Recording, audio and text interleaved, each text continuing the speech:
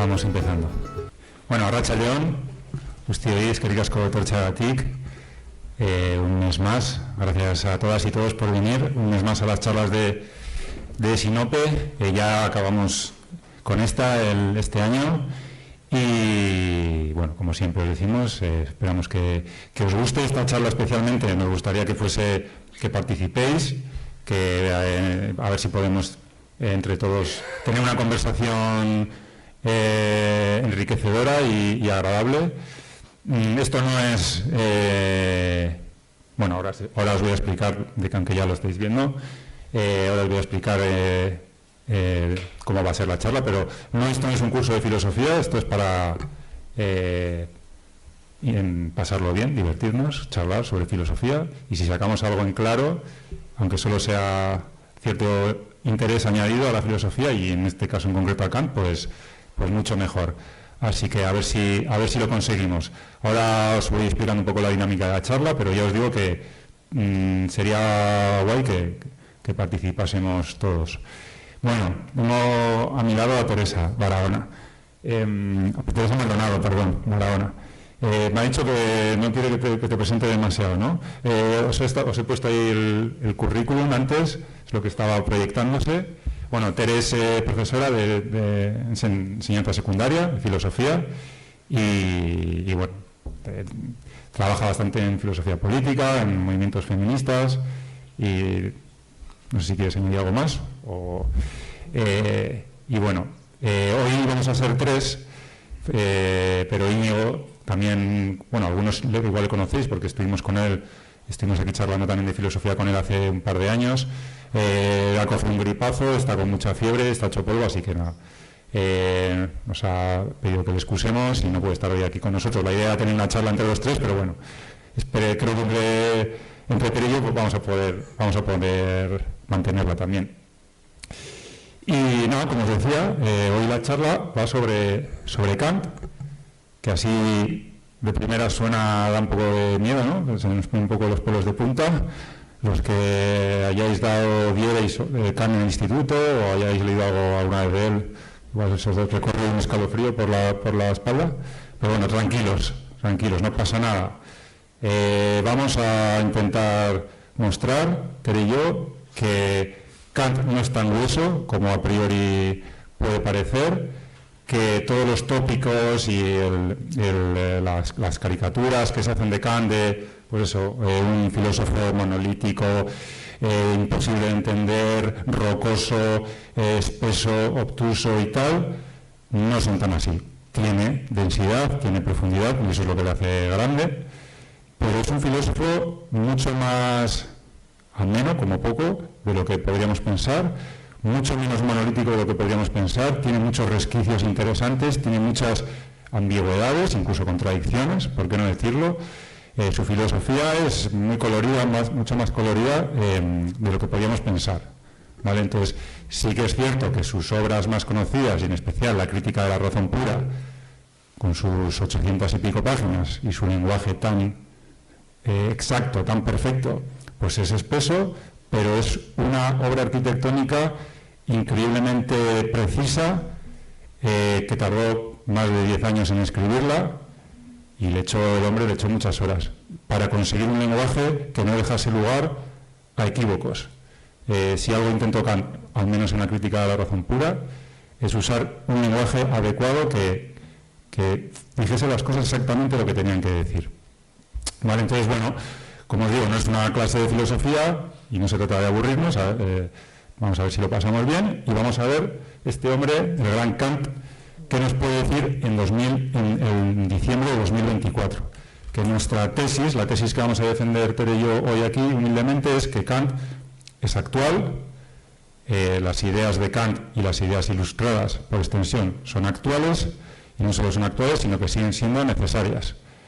Y las cinco palabras, bueno, cuatro o cinco, que componen el título de esta charla, Kant vive, la lucha sigue, pues vamos a intentar ver qué es Kant y la filosofía de Kant y su contexto. Vamos a intentar ver por qué vive, por qué es una lucha necesaria y por qué esa lucha sigue. Entonces, bueno, vamos a ello. Aquí tenemos a nuestro amigo Kant. Bien, Kant es voy a ir a lo largo voy a contar, no voy a intentar dar mucha chapa, voy a intentar hacer un sobrevuelo lo más liviano pero divulgativo posible de su contexto histórico, de su vida y de su filosofía, pero no voy a poder entrar en mucho detalle, ¿vale? Va a ser bastante, por requerimientos de limitación de tiempo, bastante superficial.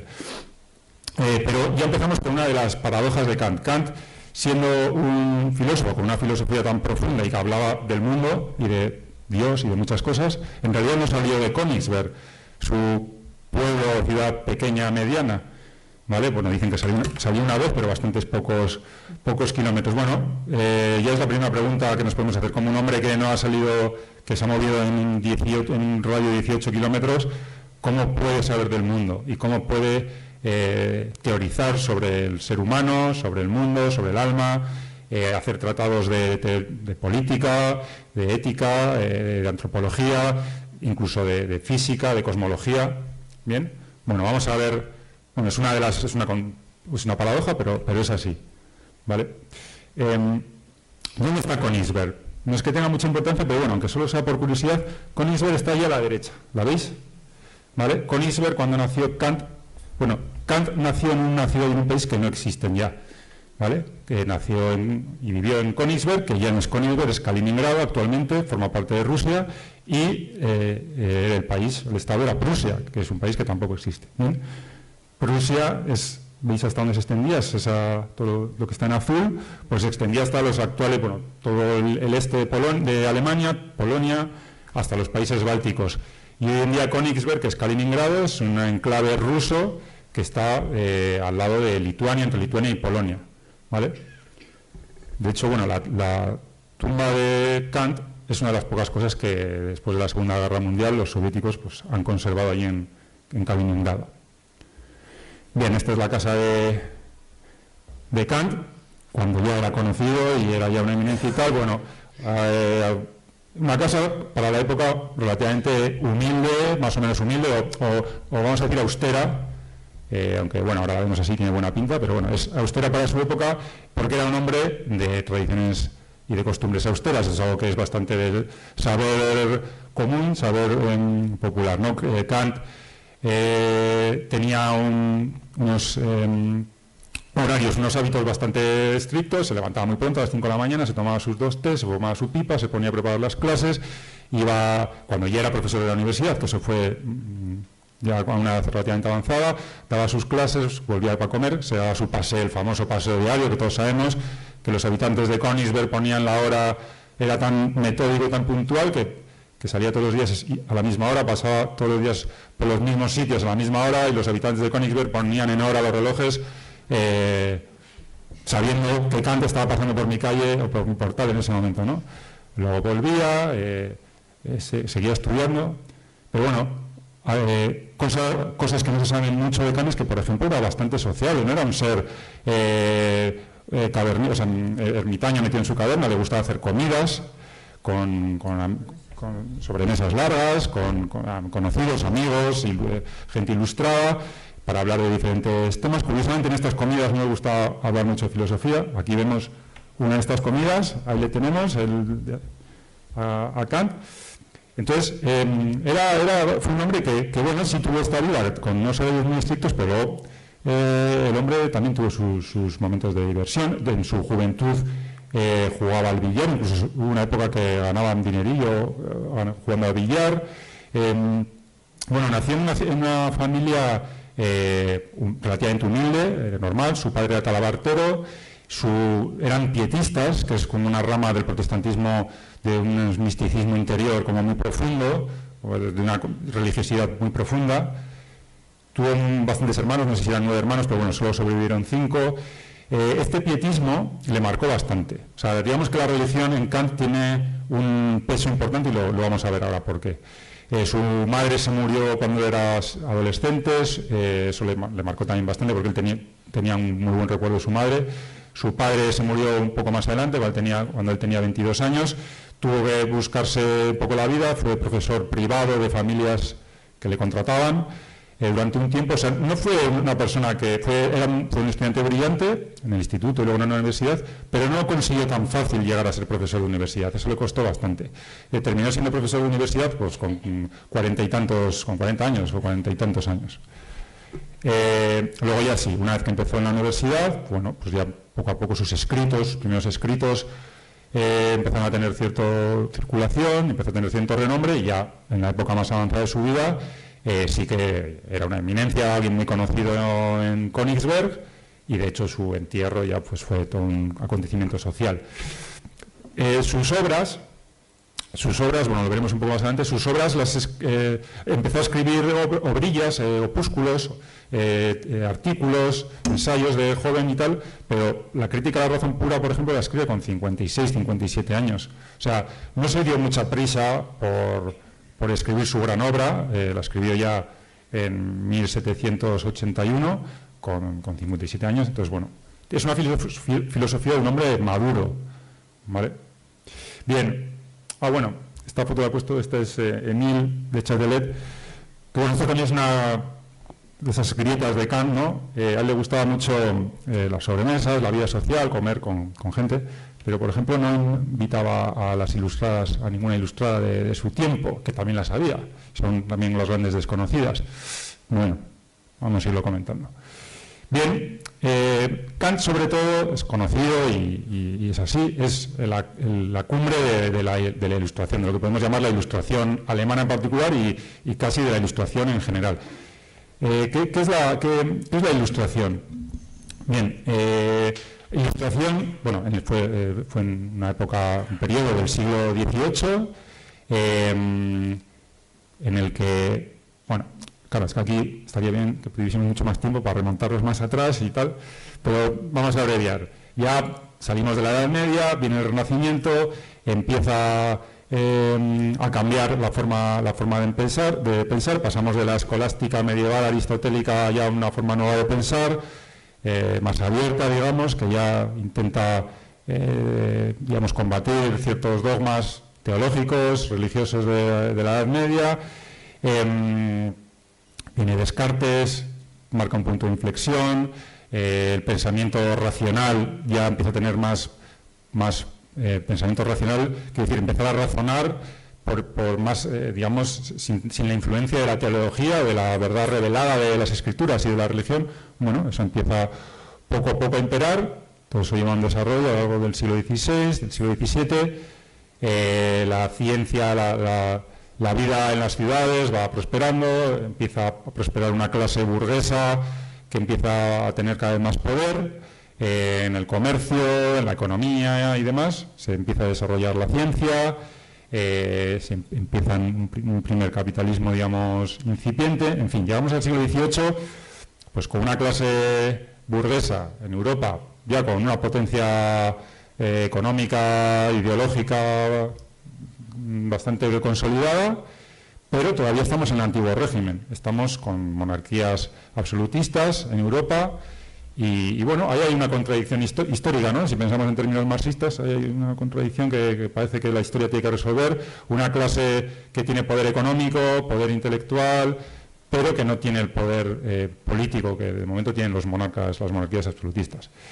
En Inglaterra, por ejemplo, se tiende a desarrollar más el aspecto científico con filósofos y pensadores, gente ilustrada que desarrolla más la ciencia, Newton, por supuesto. Entonces se produjo un avance muy importante del conocimiento, sobre todo en el aspecto científico.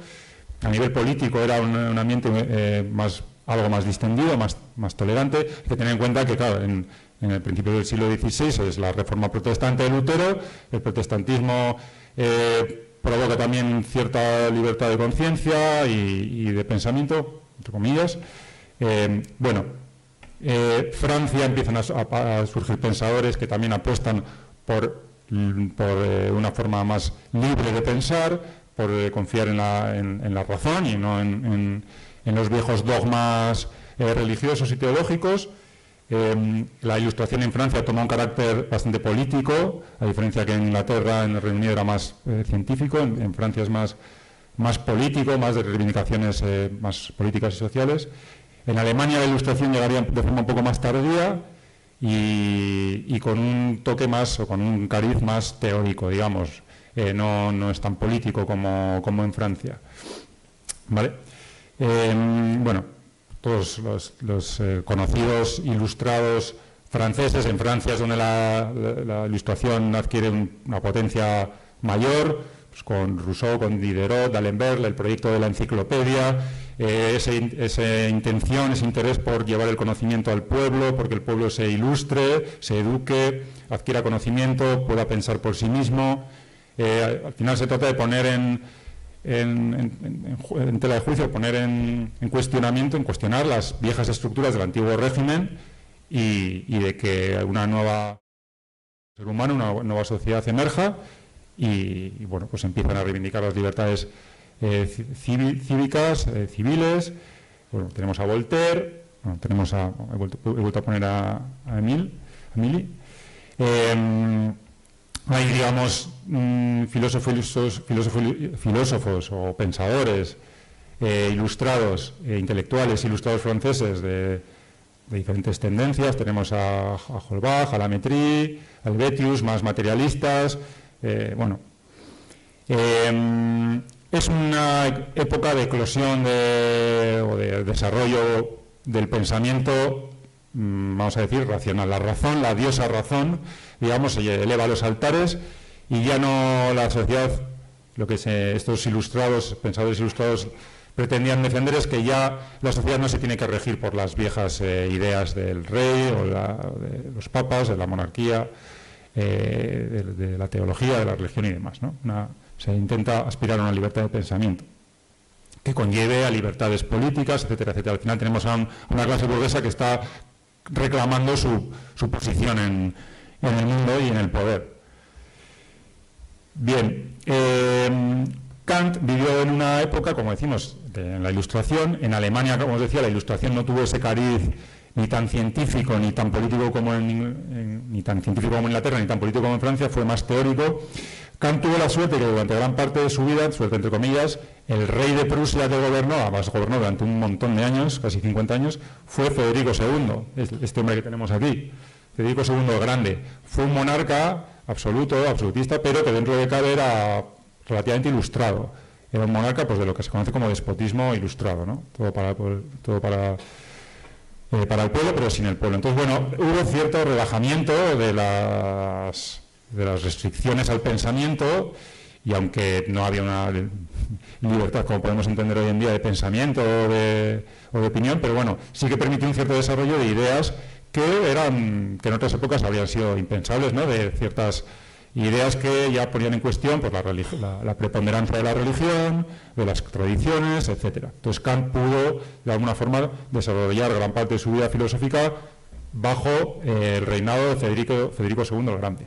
Bien, ¿qué gran síntesis o cuál es el logro o cómo podríamos resumir de alguna manera la filosofía de Kant? Bien, había a nivel de pensamiento, a nivel de planteamiento de visión del mundo, de cosmovisión del mundo, pues dos grandes corrientes en la época. Digamos, está la corriente empirista, del empirismo, con Francis Bacon, que bueno, en realidad es anterior, pero es uno de los padres del empirismo, Locke, Hume, etcétera, Berkeley. El empirismo, al final, resumiendo, lo que dice es el conocimiento lo obtenemos a través de los sentidos. No nacemos con ideas innatas.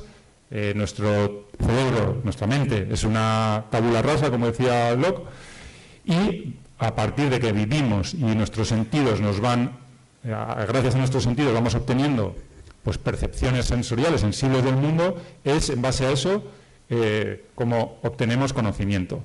Ese es digamos, el resumen, la postura hiper resumida del empirismo, ¿vale? Vamos teniendo conocimiento a raíz de lo que vamos captando con nuestros sentidos. Mientras que el racionalismo, que sería, vamos a decir, siendo un poco simplista o reduccionista, sería como el pensamiento rival, piensa que, al contrario, el conocimiento lo obtenemos con nuestra razón, con nuestra mente. No necesitamos los sentidos, ver ni tocar ni oler cosas para tener conocimiento. Nuestra mente es tan potente que simplemente haciendo razonamientos lógicos, deducciones lógicas, podemos llegar a conocer el mundo sin salir de nuestra mente, de nuestra habitación ni de nuestra mente, ¿vale? Digamos que hay estas dos corrientes, ¿no? Empezando con Descartes, que es de la izquierda, que aunque es anterior a la Ilustración, pero bueno, es un gran racionalista, Leibniz, Wolff. Kant bebe o está formado en la, vamos a decir, escolástica racionalista de Leibniz y Wolff, la escuela racionalista alemana. O sea, él parte de concepciones racionalistas. Podemos conocer el mundo, la realidad, solo con nuestra mente. Pero ¿qué pasa? Que llega un día, Kant lee a Hume, que es el de la derecha, David Hume, un escocés, empirista, y empieza ya a poner en duda esas convicciones que él tenía de su propia formación y le convencen bastante o le hacen replantearse mucho su visión del mundo, el empirismo de Hume. Y Kant al final lo que hace es una síntesis de esas dos formas de ver el mundo o de considerar el conocimiento. Ni empirismo total ni racionalismo total. El conocimiento lo obtenemos por una mezcla necesaria de ambas cosas. El conocimiento empieza en los sentidos. Para conocer algo, para estar seguros de que conocemos algo, primero lo debemos captar a través de la experiencia, de los sentidos, y luego, o en paralelo, nuestra mente consolida ese conocimiento. Kant hace una cosa que es revolucionaria y por eso es tan importante, que es cambiar, digamos, el orden de las cosas. Nosotros no hay un mundo que está ahí fuera, no hay objetos que nosotros como sujetos conocemos, un mundo, sino que en realidad nosotros captamos el mundo con nuestros sentidos y es la estructura de nuestra mente que está preconfigurada con una serie de estructuras cognitivas quien le da forma al mundo. O sea, el mundo en realidad los conformamos nosotros, lo conforma nuestro intelecto, ¿vale? Lo conforma nuestra mente. El hombre se pone en el centro del conocimiento. No obtenemos conocimiento del mundo de forma pasiva, sino que somos activos a la hora de conocer. Eso Kant lo llamó el giro copernicano, porque realmente es un cambio tan radical en la forma de concebir el conocimiento que lo pone, o se puede poner a la altura de cuando Copérnico postuló el heliocentrismo. Antiguamente, tradicionalmente, se pensaba que en la antigüedad, que la Tierra estaba en el centro del universo y que todo el universo, el resto de planetas y las estrellas giraban en torno a la Tierra, pero vino Copérnico y dijo, pues a mí esto no me cuadra. Estos movimientos que veo en el cielo me cuadran mucho mejor si está el Sol en medio, al menos de nuestro entorno planetario cercano. Pues ese cambio tan radical de poner al Sol en el centro en lugar de la Tierra es digamos, la analogía que podemos hacer con Kant de poner al ser humano en el centro del conocimiento y en realidad de todo. El poner al ser humano en el centro de todo ya venía de antes, ya cuando después de la Edad Media, en el Renacimiento, ya se pasó de poner a Dios en el centro de todo, poco a poco el humanismo empezó a poner al ser humano en el centro ya de muchas cosas, no solo de la filosofía, sino del arte, de la arquitectura y de muchas cosas. Bueno, pues Kant, digamos, pone un sello potente, digamos, conceptual y filosófico a esa tendencia, o ese cambio, ese paradigma, a ese giro antropológico, digamos. El centro humano, el mundo no es lo que es, sino lo que somos, lo que es nuestro intelecto. ¿Vale? ¿Cómo es eso? Lo voy a explicar también, bueno, muy brevemente. Explicar muy brevemente. La crítica de la razón pura tiene lo suyo, pero lo voy a intentar. El mundo, digamos, lo que hay ahí fuera es una cosa amorfa que en principio no podemos conocerlo. Lo captamos a través de nuestros sentidos.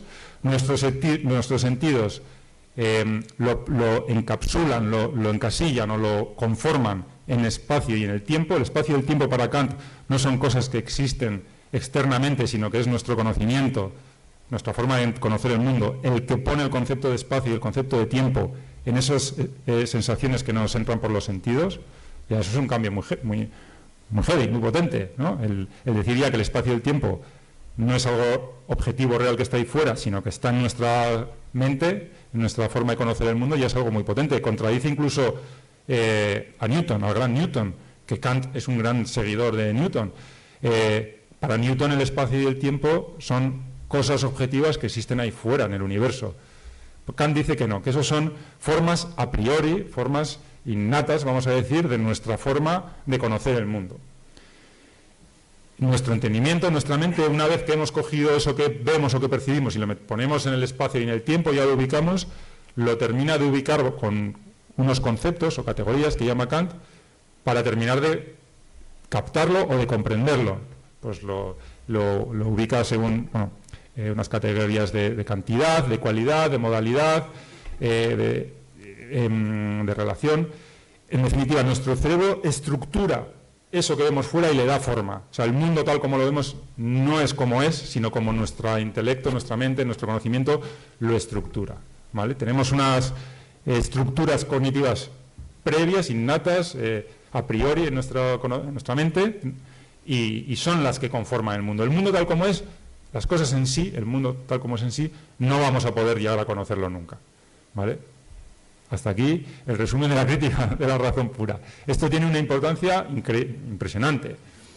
Bien, voy a ir un poco más rápido. Por supuesto, las obras principales más conocidas y con una relevancia filosófica más importante son las tres famosas críticas, las tres obras de Kant: la crítica de la razón pura, la crítica de la razón práctica y la crítica del juicio. Lo que se llama filosofía crítica de Kant. Crítica significa que analiza, que estudia, que analiza estos conceptos.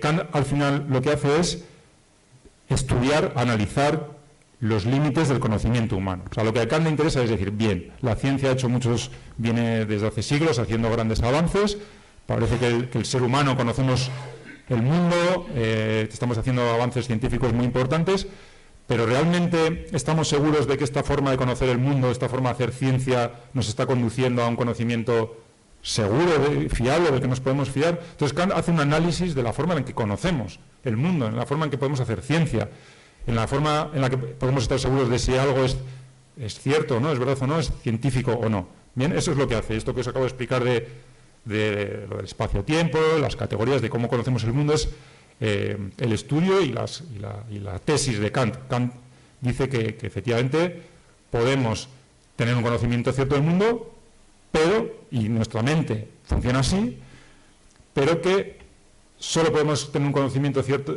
del mundo y científico del mundo si nos reducimos, nos limitamos a eso. Es decir, a tener claro que el conocimiento empieza por la experiencia, por los sentidos. Todo aquel conocimiento que no haya partido de los sentidos, pues no es un conocimiento, al menos científico. Bien, la mente humana tiende a volar. Tendemos a querer pensar más allá de nuestras limitaciones. Somos seres limitados, mortales y tal, pero nos gusta pensar en lo absoluto, nos gusta pensar en lo infinito, en lo absoluto, en lo eterno, en lo inmortal. Surgen las nociones de alma, de mundo, de Dios. Bien, pues lo que Kant dice es que esas nociones, alma, mundo y Dios, que la metafísica, lo que llamamos metafísica, históricamente había tratado y había estudiado y había considerado verdaderas, Kant dice que no podemos considerarlo conocimiento, no es un conocimiento seguro y científico porque no ha partido de la experiencia, no son cosas, el alma, el mundo y Dios, no son cosas que podamos experimentar por nuestros sentidos. Podemos pensarlas, podemos especular sobre ellas, podemos hacer muchas cosas con ello, pero desde luego no sentirlo con nuestros sentidos. Por lo tanto, no conduce a un conocimiento científico. No podemos hacer ciencia con el concepto de alma, con el concepto de mundo, ni con el concepto de Dios. ¿Vale? En las tres críticas que se hace Kant, en realidad se pueden sintetizar o resumir, condensar en tres preguntas. La primera, crítica de la razón pura, como os decía, es estudiar los límites del conocimiento humano, es qué puedo conocer, qué podemos conocer con fidelidad. La segunda, la crítica de la razón práctica, entra en la ética, cómo nos debemos desempeñar en el mundo, qué debemos hacer, pues la pregunta que debo hacer. La crítica del juicio, que bueno, igual es menos desarrollada, menos conocida, es qué me cabe esperar. Habla pues de una vez que sé lo que puedo conocer y una vez que sé cómo me tengo que comportar o qué tengo que hacer en el mundo, qué moral tengo que seguir, qué ética tengo que seguir, ¿a dónde me lleva todo esto? ¿A dónde me lleva toda esta vida comportándome así, ¿no? Y en definitiva, esas tres preguntas se pueden condensar en qué es el hombre. Al final, Kant está interesado en saber el hombre y sobre todo las limitaciones del hombre. Por eso Kant Otra de las cosas que tenemos que tener en cuenta es que es bastante humilde, o sea, está asumiendo las limitaciones del hombre. O sea, parte del hecho de que somos limitados y que lo que podemos conocer científicamente no es todo. Hay cosas que no son conocimiento y que no podemos conocer. O sea, habla de nuestras limitaciones. Es, digamos, una resignación de alguna manera o una forma de asumir nuestras limitaciones. Bien. Imperativo categórico es algo que sonará, es de la parte ética moral de Kant. Trata de decirnos, o Kant postula cómo debemos actuar, ¿no? Cómo debemos conducirnos éticamente en nuestra vida. Y Kant, su tesis o su propuesta es que no, a la hora de decidir si una acción es buena o no, si la debemos hacer o no, tiene que ser una acción que no la decidamos hacer por un fin externo a nosotros o por algo que no haya sido un deber que nos hayamos autoimpuesto a nosotros. O sea, si yo hago algo porque sé que voy a tener una recompensa, para Kant eso no es una acción puramente buena, puramente moralmente buena. O si ni siquiera por hacer algo por sentirme yo bien, no es una acción moralmente buena, sino que hay que hacerlo por un imperativo, por un deber que nos imponemos a nosotros mismos, por cumplimiento del deber. Nuestra libertad se expresa en que nosotros mismos decidamos que el deber que vamos a seguir, el imperativo que nos vamos a imponer a nosotros mismos, ¿vale? Entonces, el imperativo categórico se condensa o se expresa de forma clásica en estas dos, digamos, formulaciones. Obra de tal modo que puedas querer que tu forma de actuar se pueda convertir en ley universal. O sea, tu forma de actuar que sea porque quieras que eso se convierta en lo que haga todo el mundo, o sea, en ley universal, ¿vale? Al final viene a decir no hagas lo que no quieres que te hagan a ti, de alguna manera, ¿no? Y la segunda, obra de tal modo que trates a la humanidad, tanto en tu persona como en la persona de cualquier otro, siempre al mismo tiempo como un fin y no como un medio. Es decir, esta segunda formulación del imperativo categórico habla de la dignidad humana, al final. El primero habla de la universalidad y el segundo de la dignidad humana. No sé si me estoy enrollando mucho. Es que sí. Bueno, esto, para Kant la ilustración, aquí he puesto un extracto de un articulillo de Kant que se llama ¿Qué es la ilustración? Lo podéis leer, es corto, es fácil de leer. Para Kant, al final, la ilustración es tener esa autonomía. Kant defiende que seamos autónomos a la hora de pensar, que podamos usar nuestra razón de forma libremente, tener libertad de pensamiento, ¿vale? Salir de lo que él llama esa minoría de edad, que es el dejarnos guiar por lo que nos dicen los gobernantes o la religión o por leyes externas a nosotros. Kant lo que apuesta es por la autonomía de la razón. Kant y todo el movimiento ilustrado, toda la ilustración en general, es que las personas tengamos autonomía para pensar y decidir por nosotras mismas, ¿vale? Bueno, esto lo voy a saltar. Bien, quería acabar para conectar con esa otra filosofía de Kant menos conocida, más allá de las tres críticas, que es como la parte más teórica, más tocho de Kant, o más donde está todo el meollo más teórico de su filosofía, hacia lo que os decía. Kant en realidad tiene una obra muy variada.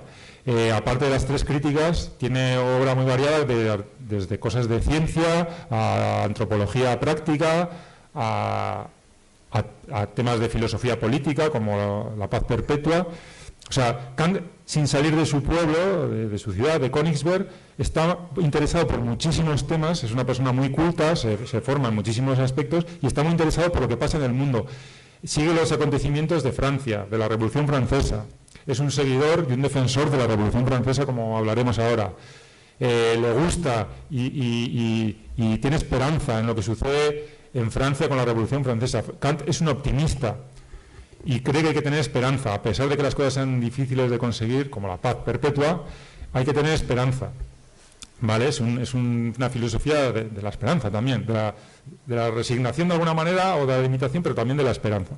Bien, voy a leer rápidamente y con esto ya paso definitivamente a Tere, los 9 artículos, 6 preliminares y 3 definitivos, de una obra de Kant que se llama La paz perpetua, o la paz perpetua, que es lo que Kant propone o postula como necesario para conseguir la paz perpetua en el mundo. Bien, a ver si si os resuenan a actuales y si no creéis que hoy en día todavía son cosas que podríamos intentar poner en práctica.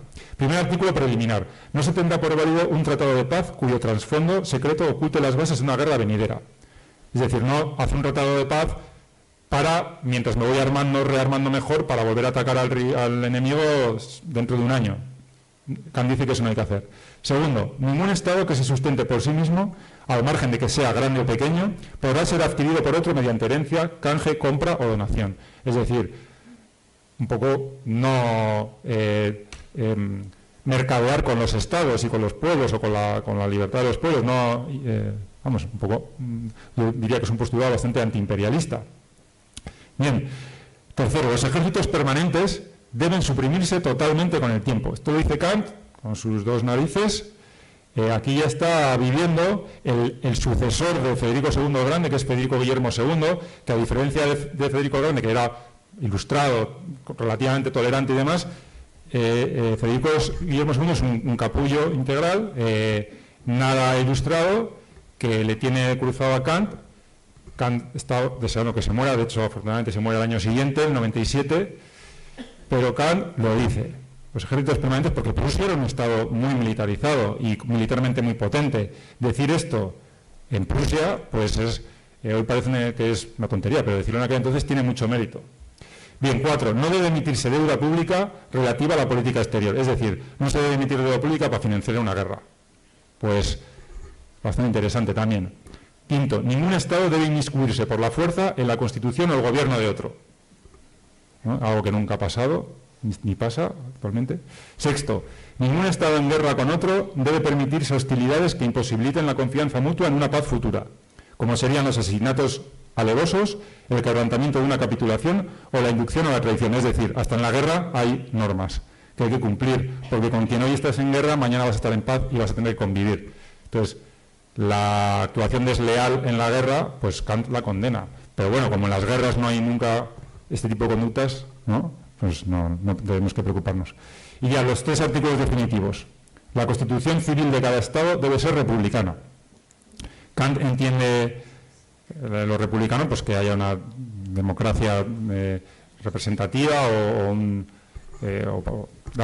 con representantes elegidos por el pueblo y tal. O sea, no quiere decir que no haya monarca, pero que al menos que haya una democracia representativa. El derecho de gentes debe sustentarse en una federación de Estados libres. La Sociedad de Naciones, digamos el predecesor de la ONU, se crea en 1919, bastantes años después, o sea, siglo y pico después de este artículo de Kant. El derecho cosmopolita debe ceñirse a las condiciones de la hospitalidad universal, es decir, tener hospitalidad con el extranjero, acoger al extranjero. Bueno, tiene un texto muy bonito, y con esto ya sí que acabo, que dice que este derecho de hospitalidad es un derecho por copropiedad de la superficie del globo terráqueo, pues originariamente nadie tiene más derecho que otro a estar en un determinado lugar de la Tierra.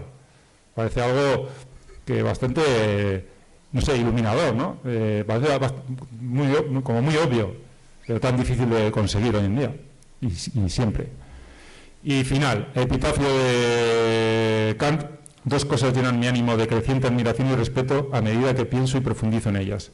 El cielo estrellado sobre mí, ¿no? Lo que puedo conocer con mi conocimiento, y la ley moral dentro de mí.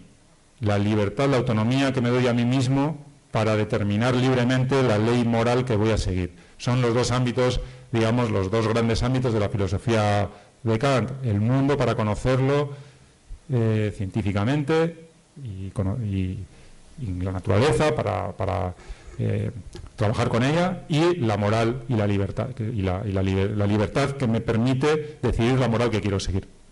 Bien, pues hasta aquí la chapa, perdón por la chapa, pero claro, resumir a Kant en 40 minutos muy bien. ¿No? Bien, entonces, Voy a decir algunas cosas de entrada y luego ya seguimos. Bueno, gracias. Lo primero, no me voy a extender mucho en los agradecimientos. Estoy muy contenta de estar aquí al lado de Gonzalo, que ha hecho la misión imposible esta de resumir a Kant en 40 minutos, y se lo agradezco mucho. Yo creo que ha estado muy bien. Siento mucho que no pueda estar nuestro amigo común Íñigo, porque siempre es muy interesante escucharle, os lo perdéis y siempre se aprende mucho de él. Yo, bueno, lo voy a echar de menos. Dos cosas antes de tirar de algunos hilos que ha puesto sobre la mesa ya Gonzalo. Lo primero es que yo no soy especialista en Kant, soy profesora de filosofía, lectora de Kant, lectora e incluso admiradora de Kant, ¿no? Admiradora de Kant hasta donde es posible ser admiradora de alguien kantianamente, ¿no? Que es no convirtiéndole en un fetiche ni en un ídolo ante el cual postrarse y arrodillarse como una papanatas, ¿no? Esto sería muy poco kantiano, ¿no? Pero admiro mucho la ingente obra de Kant, que ha resumido también Gonzalo ahora mismo y que abarca tantísimas cuestiones, ¿no? Tan es así que yo creo que se puede decir que hay muchos Kant, y el Kant epistemológico de la teoría del conocimiento, el Kant de la política, el Kant de la ética, el Kant del comentario de los sucesos cotidianos, ¿no? Al hilo sobre todo de la Revolución Francesa, como decía él ahora, y cada uno tiene su propio interés y luego el conjunto tiene también mucho interés, porque efectivamente se ha construido una imagen de Kant muy monolítica, muy áspera, muy desagradable, ¿no? De hecho, Kant pasa por ser uno de los grandes padres, de los grandes adalides de la tradición liberal. Cosa que está sometida a controversia. El viejo Engels lo presentaba como uno de los padres del socialismo, ¿no? Y a mí esta interpretación de Kant es la que más me interesa, porque en el ámbito en el que yo me muevo, filosófica y políticamente, que es un ámbito, vamos a decir así, muy grosso modo, de izquierda, Kant no tiene demasiada buena fama, precisamente por esa imagen que se ha construido muy interesadamente de Kant como como un liberal, ¿no? Un defensor de los derechos individuales, desentendido del bien común, etcétera, ¿no? Hay una serie de intérpretes de Kant a los que yo me adhiero. Si a alguien le interesa puedo dar los nombres, pero bueno, que no es una cuestión de erudición, ¿no? Pues que al contrario lo plantean como un defensor de la tradición republicana, entendiendo por tradición republicana una tradición política muy antigua, ¿no? que se retrotrae hasta la antigüedad grecolatina, el ala más plebeya, más democrática radical de la democracia ateniense, de la República Romana, etcétera, y en la cual se insertaría Marx, por ejemplo, ¿no? Marx y Kant entendidos como dos grandes representantes de una misma corriente política. Por eso me gustaba tanto, ¿no?, este cartel y este eslogan que ha planteado, ¿no?, Gonzalo para esta charla, que es algo tan provocador como Kant vive, la lucha sigue, porque me siento muy identificada con ello y porque creo que hay mucho que revisar de las revisiones que se han hecho históricamente en la izquierda de Kant, ¿no?, al presentarlo como digo, un padre del liberalismo, cuando según estas interpretaciones no lo sería, y estaría mucho más cercano a la tradición republicana de otros autores y desde luego del propio Marx. Yendo a algunas de las cosas que han ido saliendo ya, yo sí que diría al respecto que Kant exige esfuerzo. Para leer a Kant hay que, bueno, depende, hay textos efectivamente que tienen que ver, que son más periodísticos, ¿no? Pero la crítica de la razón pura, por ejemplo, exige un esfuerzo, pero es un esfuerzo que es recompensado. Es decir, en filosofía hay, sobre todo en la filosofía posmoderna más crítica con Kant, por decirlo un poco rápidamente, hay una tendencia brutal a hablar de formas incomprensibles. O sea, que tú te puedes dedicar después de haber estudiado una carrera de filosofía y haber hecho 3 másters y haberte doctorado, y te puedes confrontar a textos que no hay manera, son textos muy crípticos Y no es el caso de Kant. Yo creo que si tú dispones de tiempo y de formación y de paciencia, te coges un subrayador y vas leyendo la crítica de la razón pura. Es un viaje, pero que exige un esfuerzo, y yo creo que eso no hay que renunciar a ese esfuerzo, porque una vez hecho, además, llegas a buen puerto. Es verdad que cuando llevas mucho tiempo leyendo textos de ese tipo, levantas los ojos del libro y a veces dices, a ver, espera, ¿dónde estaba? ¿De dónde venía? Es cierto. Con respecto al Kant al filósofo del conocimiento, yo, por matizar un poquito, ¿no?, lo que dice Gonzalo, sí que creo que efectivamente Kant, como él mismo dice, ¿no?, imprime un giro copernicano, digamos, a la relación entre objeto y sujeto. Siempre que hay conocimiento, lo mínimo que hay para que algo pueda ser conocido es un alguien que conoce, un sujeto, y un algo que es conocido, ¿no?, el objeto del conocimiento. Digamos que todo el peso del conocimiento había estado del lado del objeto, y de hecho el conocimiento científico se supone que tiene que tender a eso, a ser lo más objetivo posible.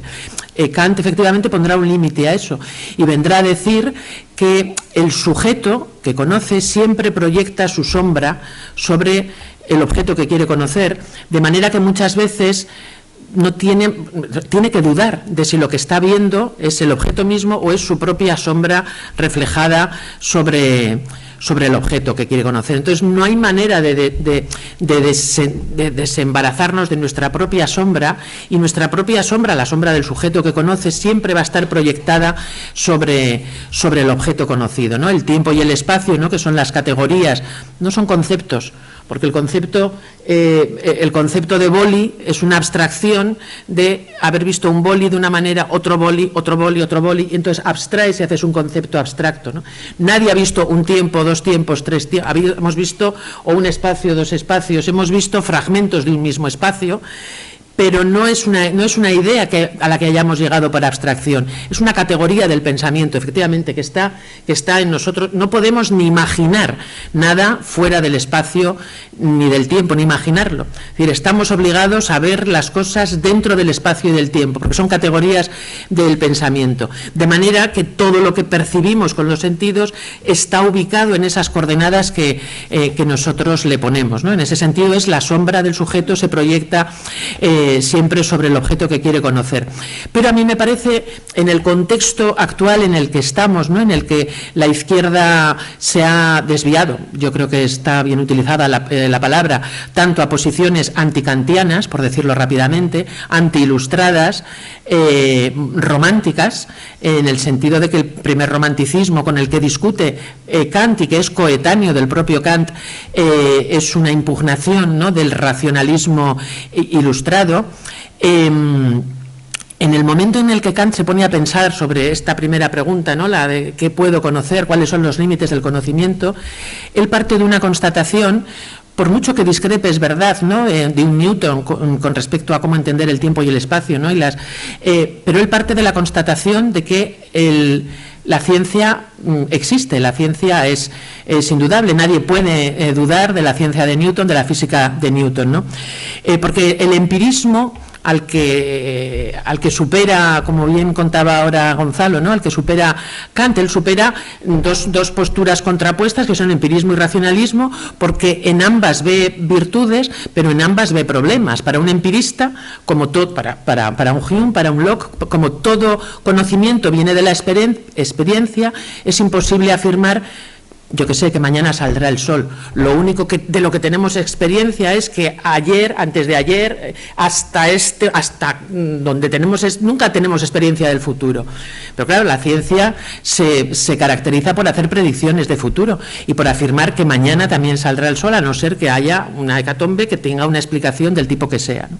Entonces, los empiristas el empirismo tiene un límite, y es que sí, hace afirmaciones muy seguras hasta el presente, pero a partir de ahí no puede afirmar nada con seguridad. Y en cambio el racionalismo, que dice que, bueno, que de alguna manera todo está en nuestra mente, claro, realmente no tengo que mirar al mundo para saber que 2 y 2 son 4, o que x es igual a menos b más menos raíz cuadrada de b2 menos 4ac partido de 2a. No tengo que mirar al mundo para saber eso. Con pensar, con entender lo que significa 2, lo que significa 3 y lo que significa 5, ya sé que 3 y 2 son 5 y no puede ser de otra manera, y me da igual que sean manzanas, seres humanos o lo que sea. 3 y 2 siempre son 5. No tengo que mirar afuera. Pero claro, al final las verdades de la matemática son verdades tautológicas. Son verdades que estás diciendo al final que 5 es 5. Lo estás diciendo de una forma un poco más estirada, pero estás diciendo que 5 es 5, que no estás añadiendo conocimiento al mundo. Entonces, esa síntesis que hace Kant, superando el empirismo y el racionalismo, ¿no? Y haciendo la síntesis kantiana precisamente, que es la gran complejidad y el gran viaje de la crítica de la razón pura, ¿no? En la que no nos vamos a meter. Yo quería simplemente subrayar que parte de una constatación, y es la constatación de que la ciencia existe y la ciencia avanza. Y entonces él lo que quiere saber es si eso es posible también en el ámbito de la metafísica, vamos a decir de la filosofía. La ciencia existe, la ciencia avanza, la ciencia mejora la vida incluso de los seres humanos. ¿Qué pasa en la metafísica, que seguimos dando vueltas a las cuestiones que ya planteaban los griegos, ¿no? Ese es el grandísimo esfuerzo que hace Kant en la crítica de la razón pura, y en el que merece mucho la pena introducirse. Con respecto a la ética, al deber ser, yo querría subrayar una cosa que me parece muy importante, ¿no?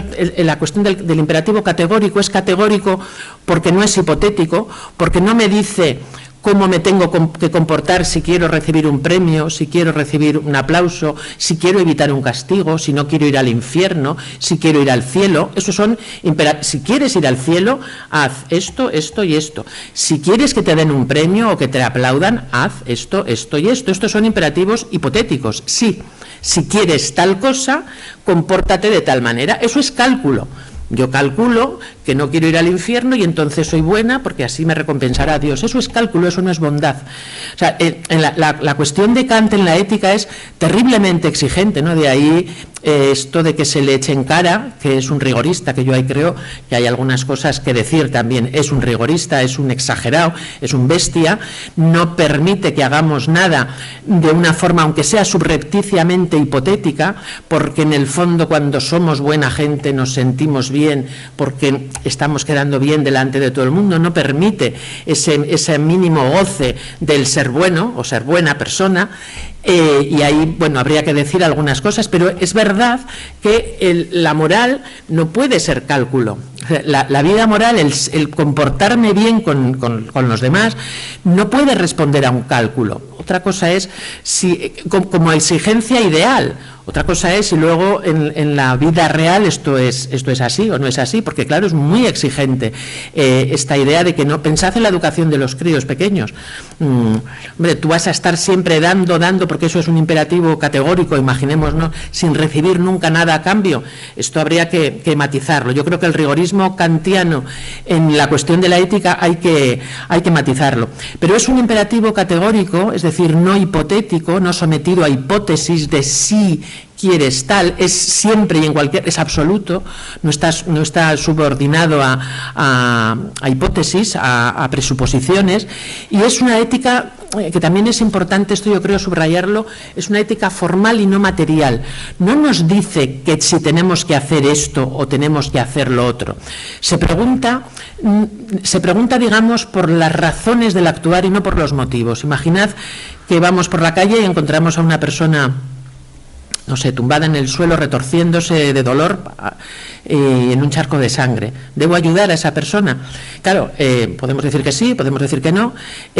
La psicología o la sociología explicaría la sociología, por ejemplo, explicaría, pues yo que sé, que un porcentaje dado de la población de Guecho o del País Vasco o de Europa, confrontada a una situación así, de ver a alguien tirado en el suelo, pues actúa de esta manera o de esta otra. Esto es una descripción de cómo actuamos.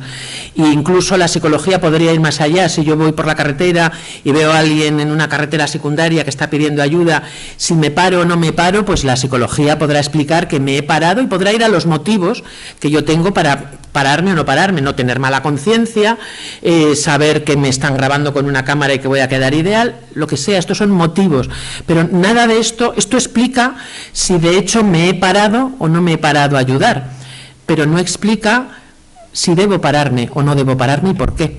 Y esto es a lo que va la explicación de Kant. Todo el mundo sabemos cuál es nuestro deber, aunque muchas veces no nos comportemos conforme a lo que es nuestro deber. Esto es distinto, el hecho del derecho, ¿no? El ser del deber ser, ¿no? Ese salto que establece Kant a la hora de hablar de ética es brutal. Es a veces un poco cruel, a mí me parece que es un poco cruel, pero de alguna manera pone de manifiesto algo que todos sabemos. Yo creo que un buen filósofo, y creo que Kant es uno de los mejores, muchas veces cuando lo lees o cuando lees sobre él, te das cuenta de que te está diciendo cosas que de alguna manera tú ya sabes, lo que pasa es que las está formulando de una forma que a ti no te había sido dado, ¿no?, leer, pero no te dice nada que tú no sepas. Entonces, cuando él hace alusión al deber que tenemos todos bueno, al final algunos de sus críticos, Nietzsche o otros, ¿no?, dirán que lo que ha hecho ha sido meter el martillo que nos machacaba en nosotros mismos, la conciencia, ¿no?, la conciencia del deber, de la que va de la mano del sentido de culpa o del sentido de responsabilidad. Bueno, pues para algunos y bueno, sobre todo hoy, ¿no?, hoy es un gran horror, porque hemos metido el martillo que en nuestra propia cabeza. A mí a veces me da que pensar, porque una cosa que hay que decir de Kant, lo mínimo que se puede decir de Kant es que es un pensador que da que pensar, no quiere decir que siempre tengas que estar de acuerdo con él, pero da que pensar. Y una de las cosas en las que a mí me hace pensar, ¿no?, su planteamiento ético, moral, es con el tema de la culpa, ¿no?, el tema de la culpa que está tan denostado y que se adhiere con tanta ligereza a la moral judeocristiana. Si aparece cualquier disertación sobre la culpa, la palabra judeocristiano va a salir ipso facto, y desde una perspectiva de izquierdas o emancipadora se concibe pues que la culpa es mala, ¿no?, y que hay que evitar culpabilizar a nadie, y la culpa, bueno, está desterrada del vocabulario y de la terminología liberadora o emancipadora. A mí me parece algo escrito sobre ello alguna vez, un poquito, algún articulito por ahí, porque me parece que es un error. O sea, el sentido de culpa, menos mal que hay sentido de culpa, ¿no?, y menos mal que cuando hacemos algo que es lesivo o dañino para otra persona nos sentimos mal y sentimos remordimientos, y yo creo que es un regulador de la convivencia, etcétera. Pero yo he discutido con padres y con madres, amigas, que insisten mucho en que no hay que generar ningún sentido de culpa en los pequeños o en las pequeñas, porque eso siempre es malo, ¿no? Y porque eso es, como digo, o judeocristiano. Yo más bien creo que estudiar la culpa históricamente, ¿no?, el sentido de culpa, pone de manifiesto que se trata de un sentimiento humano que es después usurpado y monopolizado por los monoteísmos, que los monoteísmos se lo apropian y lo configuran de una determinada manera que no tiene por qué ser la única manera. Es verdad que Kant no habla tanto de la culpa como de la responsabilidad en esa tensión o en esa doble cara de la libertad, ¿no? Somos libres porque somos responsables y somos responsables porque somos libres. Si no fuéramos libres no podríamos ni adjudicarnos el mérito de lo que hacemos, ni tampoco reprocharnos, ¿no?, la responsabilidad de lo que hacemos.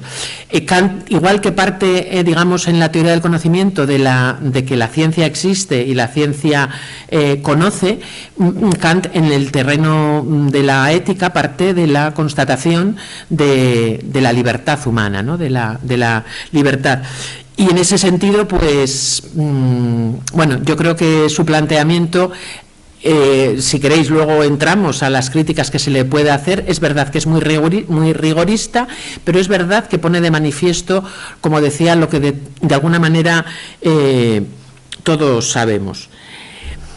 Y para ir entrando ahora en las cosas que sé que quiere Gonzalo que entremos, y retomando uno de los hilos que acabo de dejar por ahí sueltos, yo decía que hablar de Kant vive, la lucha sigue, es para mí muy estimulante y es un pelín, en fin, osado y provocador, porque digamos, hay un estado generalizado de opinión creado por la izquierda antiilustrada, según el cual la razón ilustrada precisamente sería o habría tenido como colorario inevitable, esencialmente vinculado a sí misma, pues una historia de colonialismo, de imperialismo, la razón ilustrada sería una razón masculina,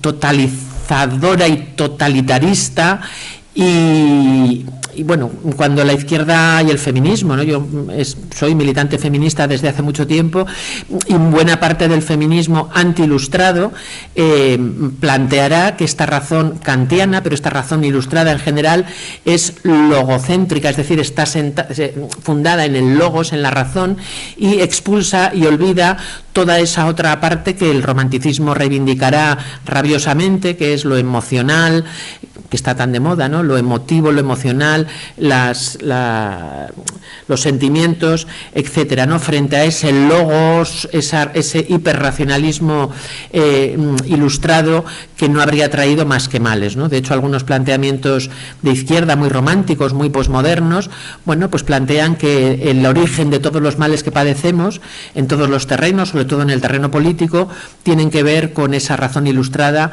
de la que Kant es representante y a la que hemos venido aquí a defender.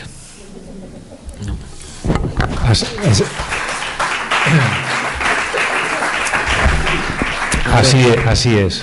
Una cosa que antes no os he dicho, bueno, sí os he dicho al principio, si queréis intervenir, preguntar, dudas que os van surgiendo sobre la marcha, que podamos así ir respondiendo ágilmente, podemos ir haciéndolo, no hace falta esperar al turno de palabras. Si os apetece comentar algo, levantar la mano y eso, y dialogamos un poco entre todos.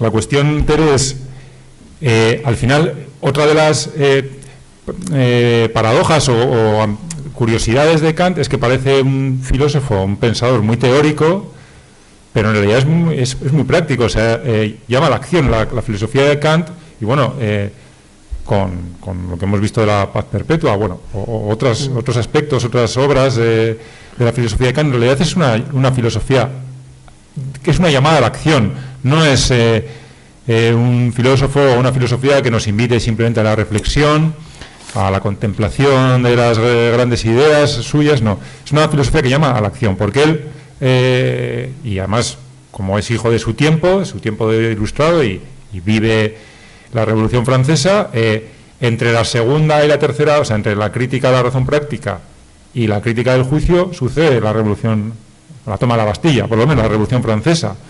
O sea, Kant está metido en pleno meollo emancipador de todas las ideas ilustradas que, bueno, ya en la Revolución americana y luego la francesa van eclosionando. Entonces, no es un filósofo para quedarnos en la biblioteca releyéndolo, sino un filósofo que llama a la acción, y a la acción emancipadora, a que, como en el texto ese que os he pasado igual un poco rápido, de qué es la ilustración, invita y nos provoca diciendo que nos atrevamos a pensar, que seamos conscientes de que tenemos la autonomía, como seres racionales, tenemos la autonomía y la libertad para pensar libremente y decidir cómo actuar. Eso es una responsabilidad, pero tenemos que, si queremos ser mayores de edad y salir de esa tutela histórica de las instituciones, de la Iglesia, de la religión, de la monarquía o del antiguo régimen, pues tenemos que ser audaces, atrevidos, atrevernos a pensar y lanzarnos a ese mundo abierto que es decidir por nosotros mismos. Entonces, la cuestión es, ¿a día de hoy acaso ya no hay necesidad de ningún tipo de emancipación del ser humano? O sea, no hace falta, o sea, el mundo está perfecto, no hay que emancipar nada, ni nadie. ¿Acaso emanciparnos no sigue siendo una tarea pendiente porque es una tarea constante, que en realidad nunca termina? Por tanto, toda esa potencia, digamos, argumentada, intelectual de Kant para emanciparnos, yo entiendo que sigue activa. Y debe de seguir activa. La pregunta es, ¿por qué ha tenido tan mala prensa en la historia, sobre todo del siglo XX? A la Ilustración se le han hecho críticas, a la Ilustración se le ha acusado casi del genocidio, ¿no?, de Auschwitz, la dialéctica de la Ilustración, de Adorno y Horkheimer, unos pensadores, unos filósofos alemanes del siglo XX, de la Escuela de Frankfurt. Resumiéndolo mucho, viene a decir como que, bueno, esa razón científica, ilustrada, que procede de ese siglo XVIII, de esa Ilustración, al final se convierte en una razón instrumental que nos lleva a barbaridades como el genocidio. Y claro, bueno, es tanto como decir, lo digo igual parece un absurdo, sí, es tanto como decir que porque los campos de concentración son cuadrados, pues Euclides tiene con su geometría la culpa del genocidio. Claro. Kant propone o analiza teóricamente una serie de cosas y propone una acción emancipadora. El uso que décadas o siglos después hagamos de ella, pues ya será responsabilidad nuestra o de quien haga un mal uso de los conceptos, pero no de los orígenes de los conceptos, ¿no? Sí, pero fíjate que el término emancipación, que podría ser un poco similar a liberación, los movimientos de liberación, los movimientos emancipatorios ya suenan como un poco viejunes, ¿no? Porque yo creo que Kant, que es un tipo, como estamos viendo, muy polifacético y que le da muchos palos y que se remanga mucho y se mete muy a fondo y muy en serio en un montón de cosas, una de las virtudes que tiene es que es muy sistemático y que pone, o sea, que él lo que hace es un sistema y pone cada cosa en su lugar, en su sitio, no amalgama todo, ¿no? En cambio ahora, en la política, por ejemplo, bueno, habría que ver, ¿no?, que emancipación y liberación son ambas metáforas, y las metáforas o los conceptos metafóricos pues remiten a una serie de imágenes, ¿no? La emancipación remite a una imagen, a una irudi, ¿no? Sí. Metáfora, creo que hay otro sinónimo que no me sale ahora, metáfora e imagen familiar, ¿no?, de salir de la minoría de edad precisamente, y que se politiza, y que es verdad que es una metáfora del ámbito de lo privado, si queréis, y que lleva a pensar en la humanidad como, ¿no?, como dice en el texto de que es la Ilustración, efectivamente, como digamos que nos invita al sapere aude, atrévete a pensar por tu cuenta, atrévete a saber, atrévete a quitarte de la tutela de iglesias, de la tutela, ¿no?, de la protección, claro, es una llamada a vivir a la intemperie en muchos casos, que no resulta fácil. Yo creo que a lo que iba es que en este mundo tan poco sistemático, ¿no?, y tan poco kantiano a lo mejor en el que vivimos, pues términos como emancipación o liberación están fuera de la agenda, y en su lugar se han puesto sobre la mesa términos mucho más psicologizantes de origen, por ejemplo como empoderamiento, ¿no?, que en el feminismo está tan a la orden del día, ¿no? Y que muchas veces yo creo que no se reflexiona lo suficiente sobre porque el empoderamiento, que es una traducción, ¿no?, de un anglicismo, del empowerment, ¿no?, que se utiliza en el mundo anglosajón, remite no a la toma del poder, no a la toma de la Bastilla ni del Palacio de Invierno, sino a una concepción del poder mucho más individualizada y psicologizante, por mucho que luego se hable de empoderamiento colectivo, ¿no?, que es una coletilla que se añade. Entonces, creo que eso es muy significativo y es muy sintomático, ¿no?, porque efectivamente no hay más que salir un poco al mundo y echar un vistazo para ver que la emancipación, la liberación, es decir, en un sentido además republicano y no liberal, ¿no?, republicano como creo yo que lo plantea Kant, un sentido de la libertad, digo, republicano y no liberal.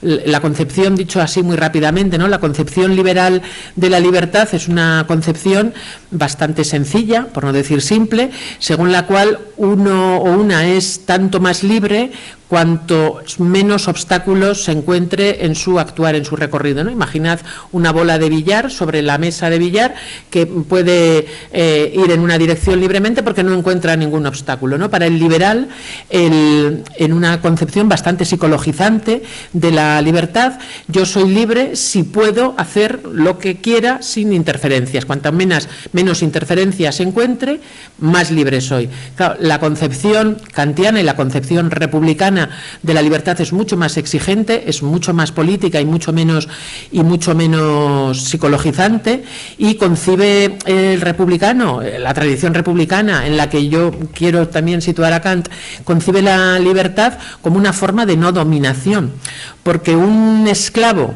que tenga un dueño muy bueno, a lo mejor no encuentra ningún obstáculo en el curso de su acción y puede moverse libremente y hacer lo que quiera de facto. Para la concepción liberal de libertad, bueno, ese esclavo sería libre porque de hecho no se encuentra ningún obstáculo en el curso de su acción.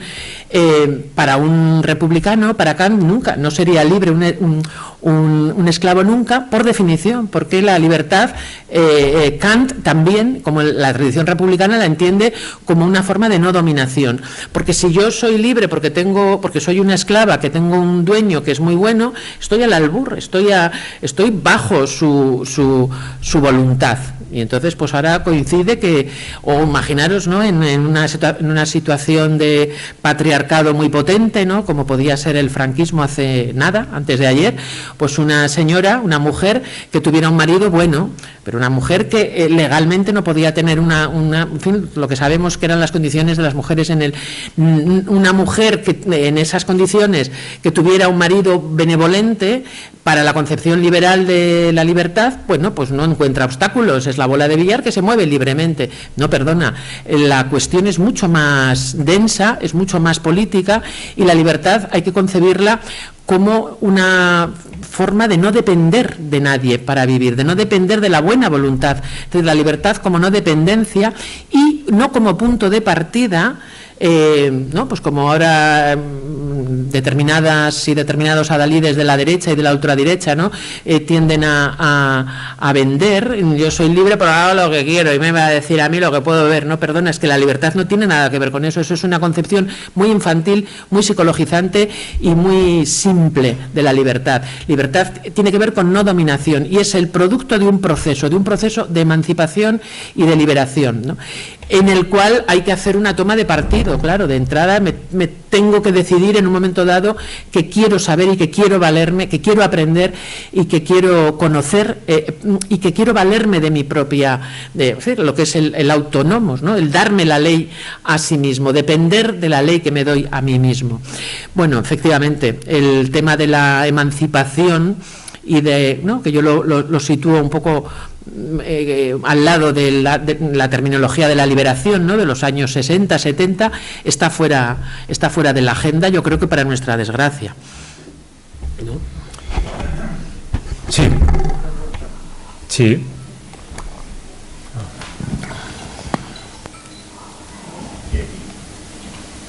Otro atrás. ¿Qué hay otro? Sí.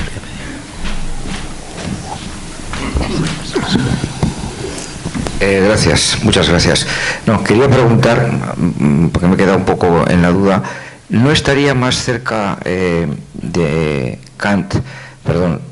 Marx, que es posterior, no estaría más cerca de Hegel que de Kant? Lo digo porque Marx pone el acento fundamentalmente en los derechos colectivos, los derechos sociales, y sin embargo Kant pone el acento en los dos, en los derechos individuales y también los derechos colectivos. De hecho, Kant, una de las cosas, se apunta por parte de Gonzalo, pero incluso añadiría, si creo oportuno, en la parte donde habla de los estados y de los derechos que hay que contemplar en los estados, que son derechos colectivos.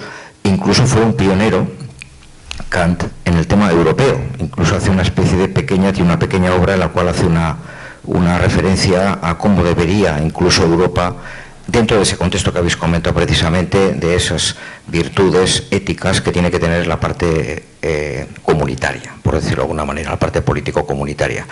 Entonces yo creo que, no sé, me ha sonado como que Hegel podía estar más cerca de Marx, por la parte esa que digo, y sin embargo, pues Kant tiene también esa parte individual, donde ya por razones históricas Marx está en otra cosa, lógicamente, porque han pasado desde Kant a Marx, pasan cosas. Y digo esto porque por concretar ya definitivamente que tanto Kant como Hegel provienen de lo mismo, es decir, los dos son dos eruditos extraordinarios, los dos beben de lo clásico, los dos beben también de la Biblia, los dos tienen una gran cultura de lo que fue la parte cristiana, y Kant va por un lado, uno, y Hegel va por otro, distinto. Y los dos son iluministas, es decir, los dos son postilustrados o ilustrados de la última fase, y por eso digo que a mí me parece, pero lo digo como pregunta, que estaría más cerca, por lo que has comentado hace un momento, Hegel podía conectar más con Marx que Kant. Gracias. Sí, no sé ya. Sin duda, quiero decir que eso es como el punto de partida, o sea, Marx es hegeliano de izquierda, da la vuelta al esquema de Hegel. De hecho, no tenemos ahora tiempo pero vamos a ver, cuando yo hablo de republicanismo como una tradición antigua, una tradición política muy amplia y muy plural, no siempre democrática, no todo republicanismo es democrático, el ala plebeya así lo llama Tony Domenech, ¿no?, que es un autor que a mí me gusta mucho, el ala plebeya de la democracia ateniense, con un Efialtes, Pericles incluso, representaría esa tradición republicana democrática radical, en la que es verdad que se inscribe para algunos autores y para mí desde luego Kant, porque el republicanismo moderno, ya de la modernidad, no el de la antigüedad clásica, de alguna manera, por decirlo de una forma un poco anacrónica y no del todo correcta, pero yo creo que sirve, se encuentra el republicanismo, digo, en medio de dos corrientes. A una sería la liberal, que pone el acento en los derechos individuales, y el comunitarismo actual, que se reclama hegeliano. Una buena parte de él se reclama hegeliano, otra parte se reclama aristotélico, ¿no? McIntyre y el escocés y estos se reclaman aristotélicos, pero Charles Taylor, que es uno de los comunitaristas también liberal, es hegeliano totalmente. Entonces, digamos que está el comunitarismo, que pone el acento en la comunidad constitutiva. No hay seres individuales, no hay derechos individuales si no hay una comunidad que nos acoge y nos convierte luego en sujetos que podremos tener derechos. El énfasis en lo común, en lo que compartimos, en ese cuidado que se nos administra y se nos da cuando llegamos al mundo, la comunidad constitutiva, digamos. Esto sería el énfasis de los comunitaristas, frente en el otro extremo el énfasis a los derechos individuales, en el sujeto soberano, el individuo autónomo, ¿no?, de la tradición liberal. Entonces el republicanismo se encuentra en medio. Yo creo que conceptualmente, aunque históricamente sería muy matizable, conceptualmente es así. Entonces, efectivamente, el republicanismo en el que yo quiero inscribir a Kant reconoce, hay un debate en ética muy claro entre las posiciones kantianas, que sí que darían primacía a la conciencia individual, ¿no?, frente a la conciencia objetiva de Hegel. Hay un debate que llega hasta hoy, hasta el siglo XXI, ¿no?, entre comunitaristas y liberales. Y yo creo que ahí lo que hace, yo ahí me reclamo kantiana, a pesar de que Hegel esté mucho más cerca de Marx, ¿no?, que también me puede gustar mucho, porque yo creo que lo que Kant hace es un encaje de bolillo muy fino, queriendo equilibrar esa necesidad de comunidad, de colectividad, de comunidad, porque no habla como en los mismos términos que Hegel del Estado, no habla en esos términos, pero es ese equilibrio entre la comunidad que nos constituye y sin la cual no seríamos seres humanos individuales ni de ningún tipo, y los derechos inalienables del individuo. Yo creo que esa es la tensión de la modernidad, y yo creo que, siendo la obra de Hegel, yo la conozco mucho menos y me resulta mucho más difícil, y entonces he leído mucho más los intérpretes de Hegel que al propio Hegel, no así en en Kant, ¿no? Entonces, yo creo que la tensión esa ineludible entre lo colectivo y lo individual la resuelve Kant mucho mejor. Dicho lo cual, efectivamente, Marx está, vamos, genealógicamente mucho más cerca, desde todos los puntos de vista, de Hegel. Pero eso no significa que, bueno, además Hegel también hay muchos Hegel, bueno, yo de Hegel sé un poco menos todavía que de Kant, que no sé mucho, pero es verdad que no sé lo que iba a decir, ahora se me ha ido. No sé lo que iba a decir, me he metido en un paréntesis y se me ha ido, perdonad. Que sí, que Kant resuelve mucho mejor, para mi gusto, esa tensión. Entiendo también los motivos de Hegel, entiendo lo que él pretende con esto de la conciencia objetiva y con objetivizar el Estado. Yo tampoco comparto la versión, digamos, más de extrema izquierda, por llamarla así, ¿no?, de la izquierda hegeliana, de que es sin más Hegel sería un legitimador del Estado, casi un legitimador totalitario del Estado. No creo que es eso, pero creo que no tiene suficientemente en cuenta la tensión del asunto por la parte de los derechos individuales, que yo creo que son irrebasables. O sea, yo creo que hoy, izquierda, derecha, centro, arriba y abajo, hay una parte, y yo creo que Kant es muy consciente de eso, hay una parte de todo lo que podamos pensar en política que no puede pasar por encima de los derechos individuales, para bien y para mal, ¿no? Pensemos en debates intrafeministas, por ejemplo, como el de, yo qué sé, la gestación subrogada o la prostitución incluso. ¿Cómo vamos a decir a alguien, a una mujer que dice que ejerce la prostitución o que alquila su capacidad gestora por un precio, que no lo haga porque eso está mal? Es decir, el individuo soberano es un bien y un mal que ha traído el liberalismo. Yo creo que Kant es muy consciente, avant la lettre casi, ¿no?, porque estamos en finales del 18, ¿no?, cuando él vive, es muy consciente de eso y hace un encaje de bolillos finísimo, queriendo equilibrar esos dos polos. Entonces, en ese sentido, un sentido un poco, en fin, estipulativo, algunos autores, y yo me adhiero a ellos, hablan de una tradición republicana muy amplia en la cual se inscribiría mucha gente, también Kant y también Marx, que efectivamente está más cerca de Hegel, sin duda, ¿no? Yo estoy de acuerdo con eso. No sé si... Sí. ¿Hay otra pregunta por ahí?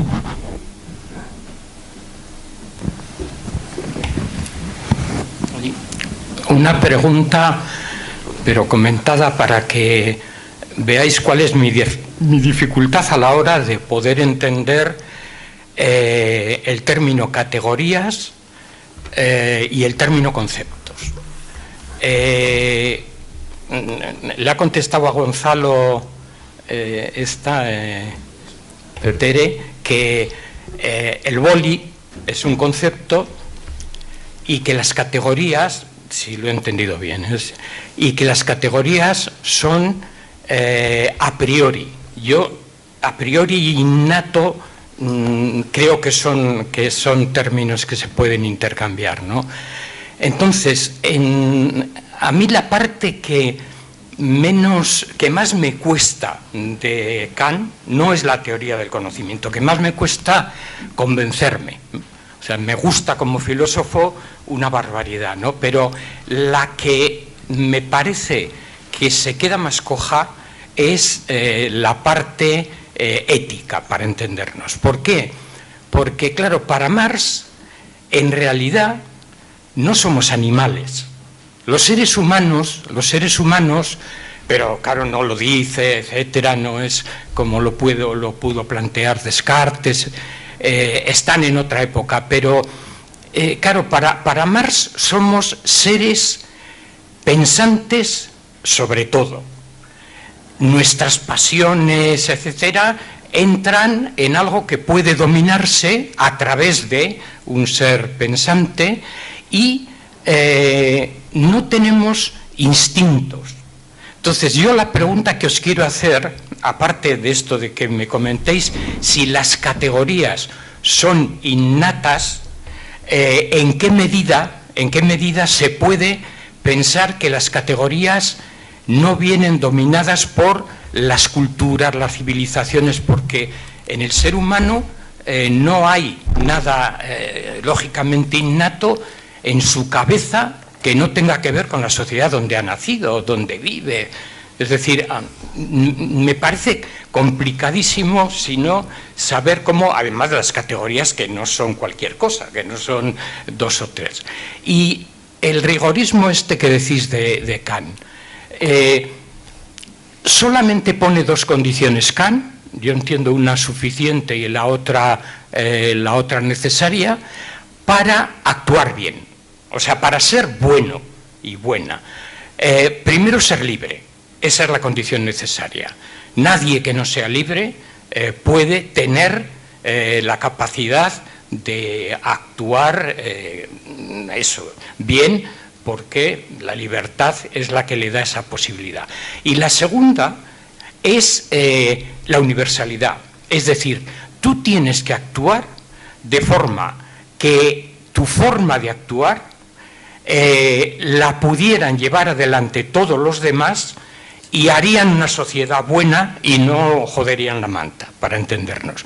A mí me parece que si por medio metemos cómo somos los seres humanos, esto no funciona muy bien. Es decir, es difícil para el ser humano, y no lo digo en plan hipócrita, creo que la hipocresía es capaz de cambiarlo todo, pero un ser humano que de verdad quiera actuar bien se puede encontrar con una dificultad real de poder aplicar este método kantiano y decir, lo tienes facilísimo para saber cómo debes actuar, porque además es el deber por encima de todo.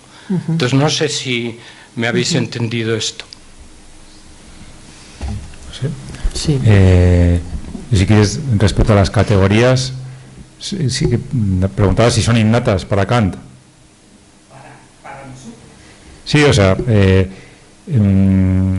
Kant hace un análisis del entendimiento humano y no es un neurocientífico, está claro. O sea, no hace un trabajo de campo, estudia en un laboratorio a miles de personas y para ver cómo piensan y tal. No, es una elaboración teórica, filosófica, obviamente sin tener en cuenta los condicionamientos materiales, prácticos de los individuos concretos. Eso puede ser una crítica, Kant, efectivamente. No tiene, habla de un ser humano, digamos, abstracto o no tiene en cuenta los condicionamientos físicos, materiales, existenciales de las personas, ¿no? Pero bueno, su intención no es esa. Su intención es, bueno, abstrayéndome de lo que es el ser humano universal, postulo que su forma de conocer es esta. Que cada ser humano, en función de su experiencia vital, sus condicionamientos, sus carencias, su educación y tal, sus estructuras de conocimientos son diferentes, puede ser, pero Kant, eso no es la filosofía de Kant.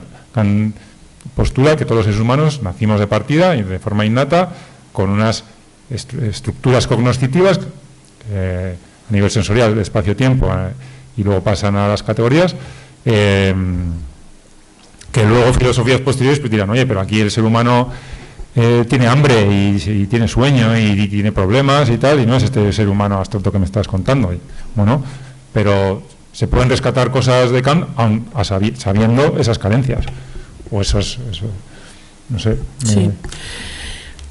Sí, a ver, varias cosas. Con respecto a lo de las categorías, efectivamente Kant viene a decir, por limitarnos a lo del tiempo y al espacio, que es la primera parte, ¿no?, de la analítica, una de las partes de la crítica a la razón pura, dice, a ver, si yo os digo ahora a vosotros aquí, monte, ¿me entendéis?, ¿no? Pero, y los adalides de lo concreto y de lo particular y de lo abstracto no existe, dirían, pero monte, eso es una abstracción.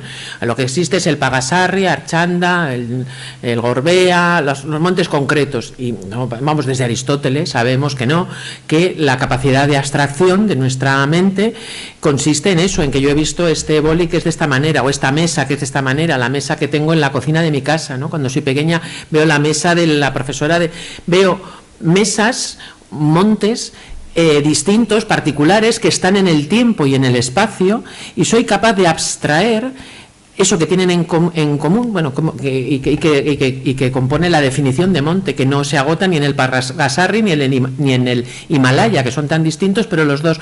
Es decir, los conceptos abstractos con los que tenemos que manejarnos, hasta Nietzsche tenía que manejarse con ellos, por mucho que renegara de ellos, los construimos por abstracción partiendo de los casos particulares que vemos. Y Kant dirá, eso no ocurre con el tiempo y con el espacio. El tiempo y el espacio no son conceptos a los cuales hemos llegado por abstracción de casos concretos particulares, porque, como os decía antes, nadie ha visto un tiempo, 2 tiempos, 3 tiempos y ha abstraído un concepto general, universal, y que no está en el tiempo ni en el espacio, ¿no? Como están las cosas concretas. Digamos que hay distintos niveles o distintas cualidades de existencia. No existe igual este boli aquí en esta conjunción del tiempo y el espacio que la abstracción de bolígrafo, que no sería concretamente, que podría ser de otro color, etcétera, ¿no? Como los números, ¿dónde está, no digo ya raíz de 4, dónde está el 3? Son abstracciones que tienen otro tipo de existencia, ¿no? Entonces yo creo que Kant entra muy bien en este asunto cuando dice el tiempo y el espacio no son abstracciones a las que nuestra mente ha llegado vía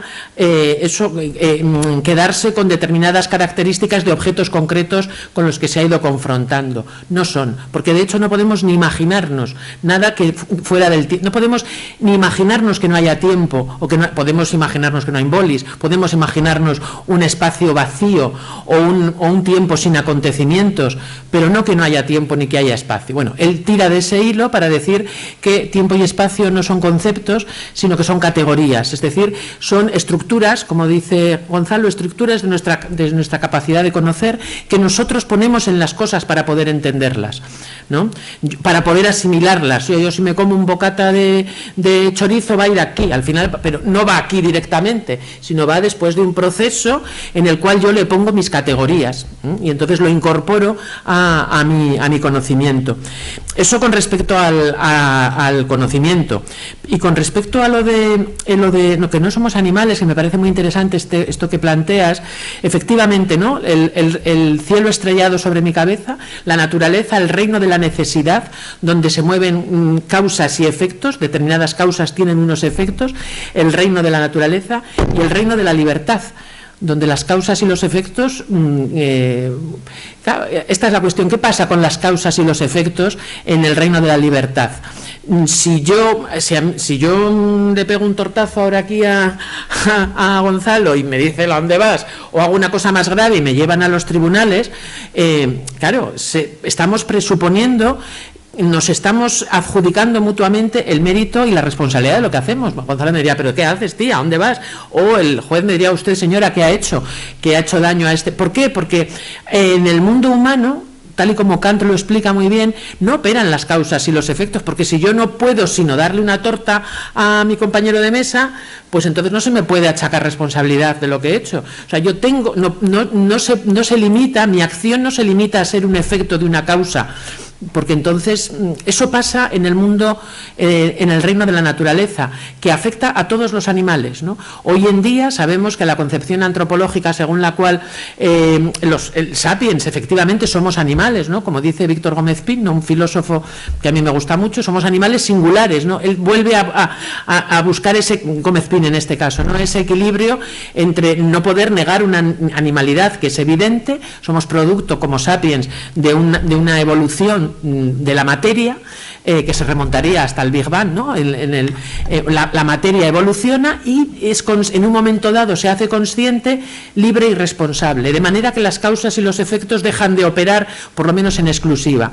Entonces, las causas y los efectos, el mecanicismo ese, opera en las piedras, en las plantas y en los animales, pero es verdad que el pensamiento de la Ilustración establece un abismo entre la humanidad y el resto, y eso es una brocha muy gorda, sobre todo para el punto de vista animalista, ¿no? Que es el que ha venido a trastocar toda esta versión, toda esta visión y esta versión ¿no? El gran salto, porque claro, hablar de derechos de los animales Son palabras mayores para esta concepción en la que nos hemos movido, bueno, pues desde hace mucho y desde luego desde la Ilustración, y una concepción a la cual la Ilustración le da mucho soporte teórico. Es decir, los derechos y los deberes se pueden predicar de los seres humanos exclusivamente. Entonces, hablar de derechos sin deberes o hablar de... esto trastoca, es un planteamiento terriblemente desafiante, novedoso, que da que pensar, etcétera. Yo ahí creo que hay que seguir apuntalando la versión ilustrada y la versión kantiana.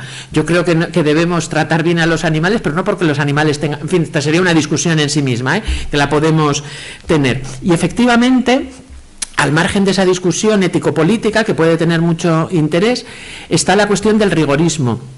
Porque Kant insiste, como dices tú, en el deber, en lo que yo debo hacer, en lo que mi conciencia moral me dice, porque yo sé qué es lo que debo hacer y por eso me siento fatal si no hago lo que debo. Claro, aquí yo creo que hay una crítica que cabe hacerle a Kant, que es verdad que es muy importante subrayar el deber, no confundirlo con una descripción de causas y efectos. El deber es otra cosa, tiene que ver con la libertad y con la opción de poder hacer otra cosa que pegar una torta o no pegarla. Es decir, pero yo, para poder actuar conforme a deber, tengo que conocer, o sea, no solamente es importante, digamos, la pregunta ¿qué debo hacer?, sino también necesitamos contestar a la pregunta ¿qué puedo hacer? ¿Qué puedo hacer por mi configuración material, física? Porque no soy un alma sin cuerpo, sino que soy un alma encarnada, somos, ¿no? Una capacidad de razonar encarnadas en cuerpos que efectivamente tienen necesidades y tienen límites y tienen determinaciones sociales, ¿no? Por volver a Marx, tienen una serie de determinaciones. ¿Eso anula la reflexión que hace Kant sobre el deber? No. La enmarca, la pone en un marco, es decir, no puedo seguramente exigir moralmente lo mismo a alguien que se ha criado con todas las bendiciones materiales y con todas las posibilidades y con toda la holgura económica.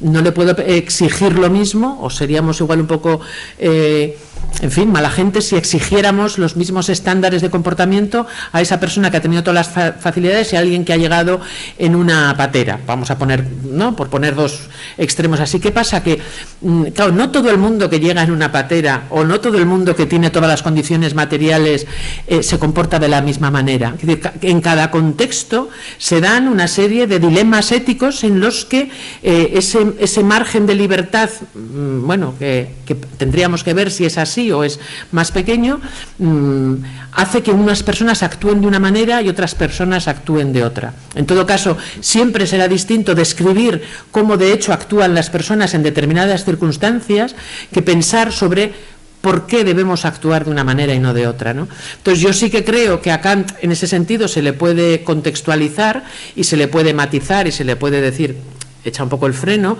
No solamente es qué debo hacer, o desde luego no es qué debo hacer en abstracto, en el aire, en el no espacio, sino es también qué debo hacer dentro de lo que puedo hacer, ¿no? Porque, bueno, entonces esto nos llevaría a otra discusión que yo creo que sí que matizaría un poco el planteamiento kantiano, no sé.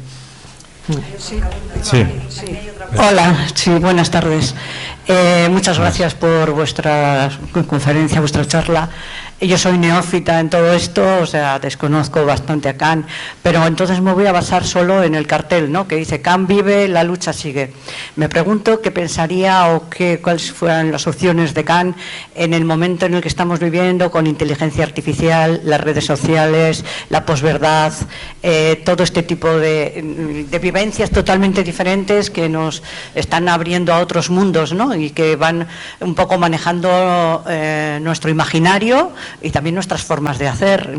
Entonces me pregunto cuál es ese Kant vive en medio de estas realidades líquidas y en medio de todos estos mundos que nos vienen ahora encima, ¿no?, bueno, que nos manejan tanto además, ¿no? Gracias. Sí, yo diría que la necesidad o el sentido de decir Kant vive, la lucha sigue es si realmente hay unas condiciones objetivas de necesidad de emancipación de personas en el mundo, colectivos, personas, si hay ciertas formas, ideologías o sentidos comunes establecidos o formas de pensar que hace que la configuración social que tenemos haga imposibles o dificulte muchísimo la lucha por esa emancipación, para salir de ese bloqueo tenemos que es decir, si tenemos un pensamiento establecido, digamos, muy extendido en la sociedad, de que somos seres, por decir algo, individuales, átomos, que no vivimos totalmente ajenos a los demás, a lo común o a ciertos intereses comunes, y muchas otras ideas que podemos tener, ¿qué posibilidades hay que con esas bases, o sea, con esto que tenemos, con esta forma extendida de pensar de seres atomizados, totalmente desconectados de todo lo demás que nos rodea, qué posibilidades objetivas hay de la emancipación que sea necesaria que se produzca, se llegue a producir alguna vez? Entonces, Kant, lo que tenemos que pensar es qué distancia hay entre lo que impide una emancipación que podemos pensar que tiene que producirse, o sea, qué es lo que impide que la sociedad pueda establecer mecanismos operativos para llegar a una emancipación. O sea, ¿por qué estamos bloqueados y a pesar de que hay mucho por hacer en cuanto a emanciparnos, y siento repetir todo el rato la palabra, estamos en un callejón sin salida porque es decir, estamos bloqueados por muchos sitios, hay que empezar a quitar desbloqueos de ese callejón. Y el primer bloqueo grande es que si estamos empantanados en una forma de pensar que desactiva toda posibilidad de lucha emancipadora, pues eso es lo que tenemos que analizar. ¿Por qué estamos en una configuración en la cual, estando muy sometidos a muchas cosas, somos incapaces de encontrar un hilo de acción común y colectivo para salir de eso que no nos emancipa, o sea, para conseguir emanciparnos? No sé si he hecho igual un batiburrillo de emancipación. Ya lo sé. Bueno, yo quería preguntar, a ver si soy capaz de armarlo, al hilo de lo que... Así también me oís, ¿no? No se oye, vale. Al hilo de pues toda esta cuestión del auge de la ilustración y de la responsabilidad del individuo por el conocimiento y todo esto, si esta mirada que hay hacia la ilustración no tiene en parte que ver con que toda esa importancia a la ciencia, toda esa mirada cientifista, de alguna manera acabó también con el pensamiento mágico-religioso o con tradiciones anteriores a las que ya no ha dejado lugar en absoluto, porque rige la ciencia que es verdad y que no. Entonces, bueno, quería saber si hay algo de eso que es así o estoy equivocada. Sí, lo del desencantamiento del mundo, ¿no? De Max Weber, claro. No, bueno, la cuestión de que con el auge de la ilustración y el apoyo a todo el pensamiento científico, todas las maneras de pensar anteriores, que se podrían llamar mágico-religiosas o lo que sea, animistas, o sea, tradiciones que no están recogidas por la ciencia porque están desprestigiadas. Si esta, por ejemplo, si esta mirada de la izquierda puede tener algo que ver con eso, o qué pérdida ha podido tener para el conocimiento la pérdida de todas esas tradiciones por la imposición del pensamiento cientifista. Bueno, son muchas cosas, hay un temazo, pero yo creo, no sé, digo yo, lo que me parece, yo creo que tú has utilizado dos cosas que son cosas distintas y que a veces se mezclan y que yo creo que no deben mezclarse, que una es la ciencia y otra es el cientificismo o el cientismo, ¿no? Es el abuso de la ciencia. el abuso de la ciencia. Yo creo que, por desgracia, la izquierda ha considerado algunas veces, o determinada izquierda, ha considerado que toda la ciencia era cientificismo, es decir, era abuso. Entonces se ha planteado, por decirlo así en dos patadas, que la ciencia es imperialista y nos lleva a una técnica que domina la razón instrumental, de la que hablaba Gonzalo, etcétera. Yo creo que eso es un error. Yo creo que la buena ciencia no es cientificismo, no es cientismo y no es abuso de la ciencia. Yo creo que la buena, si no sé si conocéis a gente que se dedique a la ciencia, tenemos en mente todas, supongo, las ciencias duras, las ciencias naturales, la biología, la física y tal.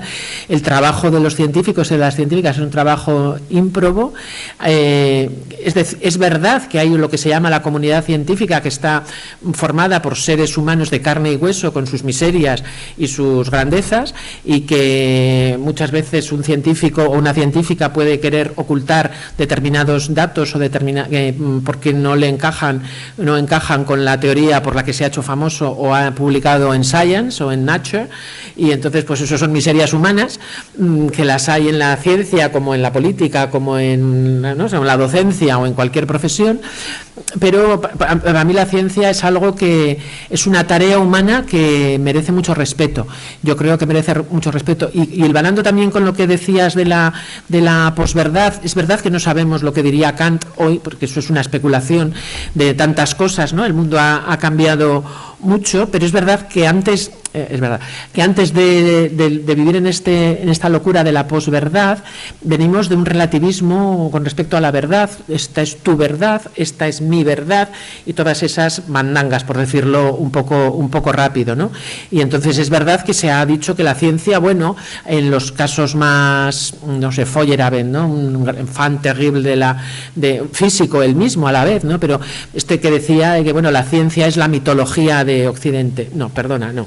La ciencia no es la mitología de Occidente. Occidente tiene sus mitologías. Es verdad que cuando te agarras al racionalismo, ¿no? como hizo la Ilustración, de maneras que habría que matizar también el mundo, ¿no? En la expresión famosa de Max Weber, del gran sociólogo alemán Max Weber, el mundo queda desencantado.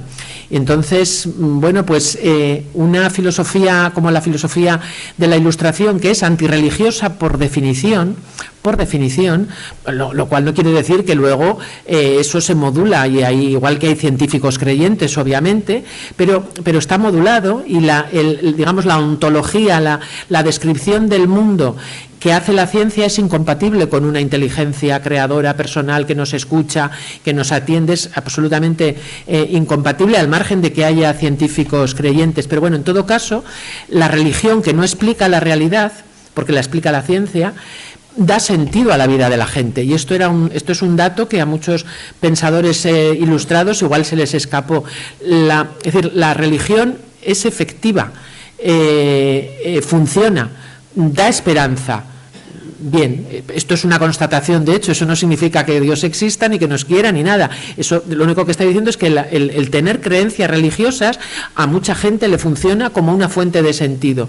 Entonces el mundo desencantado, en el que, bueno, precisamente por eso está también la reacción romántica, ¿no? Anti-ilustrada, que es la otra cara de la modernidad. Tan moderno es la Ilustración como su otra cara, el romanticismo de Herder, Hamann y, bueno, no todo lo que vino después. Pero es verdad que el racionalismo ilustrado nos mete en un mundo desencantado y desencarnado, si quieres, casi, ¿no? En el que pues mucha gente se siente el nihilismo, esta cosa del bajón, del vacío, del hombre sin atributos, de Musil y tal, ¿no? Bien, es verdad. Pues tenemos la religión para agarrarnos a ella. Es decir, otra cosa es que la mayoría de edad que exige Kant, o a la que nos invita Kant, signifique esto. O sea, ¿qué es ser mayor de edad? Es no depender del cobijo de un padre, de una madre que te va a proteger. Digamos que hay una lectura de Nietzsche que sería que Nietzsche es también mucho más complejo que eso, pero que vendría a ser entender a Nietzsche como el último paso de este camino en la emancipación y en el quitarnos las tutelas y las protecciones y el calorcito que nos da el tutor que nos dice por dónde tenemos que ir, ¿no? Como dice Kant, qué cómodo es que nos digan por dónde ir, qué tengo que comer, qué no tengo que hacer, que me prescriban dietas. Qué difícil es hacerse cargo de uno mismo. Hacerse cargo de uno mismo como una persona adulta, que tiene que pagar sus facturas, que tiene que salir adelante y que no va a estar siempre a la sopa boba de lo que le den su papá o su mamá. Es decir, la exigencia de Kant es muy grande, y en ese sentido Nietzsche podría llegar al final de tirar de ese hilo. Pero hay que yo ahí sí que estaría con Nietzsche, en el que hay que aceptar vivir en la intemperie, vivir sin guías y sin protección. Esta es la cuestión, ¿no? Una última pregunta rápida. Bueno, eso de rápida, vamos a ver. Dios en la razón práctica, lo voy a leer así. En la crítica de la razón práctica, Kant introduce a Dios como un postulado de la razón práctica. Esto significa que aunque no podamos demostrar empírica o teóricamente la existencia de Dios, la idea de Dios es necesaria para fundamentar la moralidad. Parece ser que Kant, para fomentar la moralidad, se necesita, es como condición necesaria que la existencia de Dios, la inmortalidad del alma, ¿no? O sea, esto me rechina a mí como diciendo, yo que no creo ni en Dios ni en la inmortalidad del alma, ¿qué pasa? ¿Que todos mis actos no tienen moralidad? No es exactamente así, que no es porque si no crees en Dios tus actos no tienen moralidad. La existencia de Dios, Kant la postula como necesaria, o la postula asumiendo que no es un conocimiento, es una existencia indemostrable, para que su razonamiento de la libertad, y por tanto si podemos actuar con libertad, por tanto con responsabilidad, para que tenga sentido ese actuar libre y autónomo, él postula que la existencia de Dios es necesaria para que toda esa arquitectura de esa moralidad libre tenga sentido en ese bien supremo último, porque es una finalidad última, es donde, digamos, el punto último es una idea regulativa, digamos, es un sitio al que se apunta sabiendo que igual ni existe. O sea, es como ir hacia el norte siguiendo la estrella polar, o que sabes que donde tú vas no va a estar la estrella polar. Pues digamos lo que justifica que esa libertad que te hace poder actuar moralmente y con responsabilidad, tiene, digamos, como es un punto de fuga. Dios es un punto de fuga, que un punto de fuga, por definición, en realidad, como todo punto, no es inmaterial, no existe, ¿no? Pero es un punto de fuga. Actuar como si existiera, aunque no exista.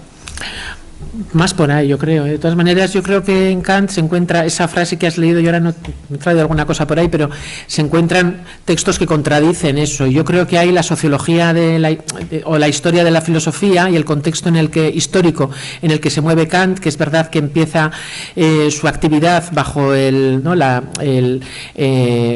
Federico el Grande, que es ilustrado, pero después él tiene grandes problemas con la censura. Uno de los intérpretes de Kant que a mí me gusta más, que es un italiano que murió hace un par de años, se llama Domenico Losurdo, tiene un libro que se llama Autocensura y compromiso en el pensamiento político de Kant, donde explica muchas veces las chirivueltas que tiene que hacer Kant para burlar la censura y para proteger su tal, ¿no?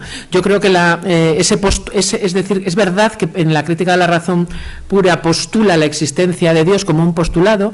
A ese respecto yo creo que es muy interesante lo que comentábamos antes de empezar, que es esta diferencia de Kant entre pensar y conocer. El que no tengamos respuestas definitivas para muchas de las preguntas que nos hacemos cuando pensamos no significa que no tenemos respuestas definitivas, no significa que las preguntas no sean pertinentes, ¿no? Entonces, el postulado de la existencia de Dios está en el terreno de la pregunta de qué me es dado esperar. Y entonces ahí Kant dice muchas cosas, esa que has leído es una de ellas, categorías bastante más ambiguas también, ¿no? Y yo creo que el planteamiento ético-político de Kant se entiende perfectamente sin recurrir a ese postulado de la razón, porque lo que hace es plantear una ética, desde luego en la ética, creo que, bueno, y en los escritos políticos también se ve con mucha claridad, una ética absolutamente inmanente. No necesitas de seres trascendentes, más allá de la naturaleza, sobrenaturales, para explicar algo que es natural en el sentido de que está aquí, en la Tierra, y no en otro lugar, y que es natural en ese sentido, ¿no? Es humano, es decir, está sometido a la libertad, de la que decíamos antes, no a las causas y los efectos, pero es un postulado, yo creo, que vengan especialistas y lo digan, que tiene que ver con su necesidad de salvar la censura y la represión. Ya lo siento, pero no tenemos más tiempo. Muchísimas gracias a los dos por ilustrarnos, la verdad.